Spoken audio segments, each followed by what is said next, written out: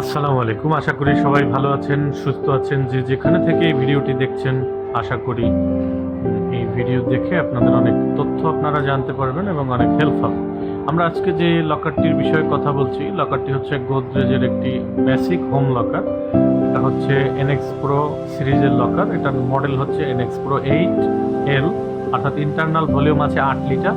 এটার সাইজ হচ্ছে হাইট হবে 8 ইঞ্চি, পাশে হবে 12 ইঞ্চি এবং গভীরতা হবে 8 ইঞ্চি, অর্থাৎ 8-12 সাইজের একটি লকার।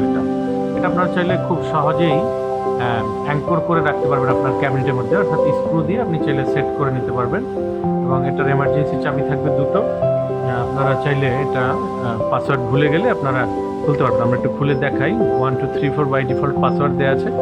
লকারটি আপনারা দেখতে পাচ্ছেন ওপেন হয়ে গেছে।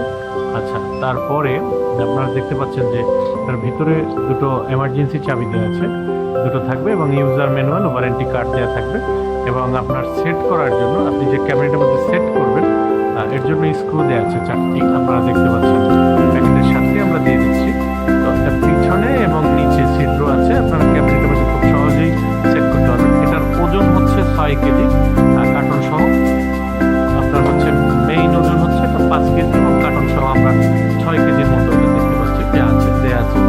আচ্ছা, এটা আপনারা কি রাখতে পারবেন? যেহেতু ইন্টারনাল ভলিউম 8 লিটার, অর্থাৎ খুব ছোট, আপনারা যদি কিছু ক্যাশ রাখতে পারবেন এবং পাসপোর্ট রাখতে পারবেন।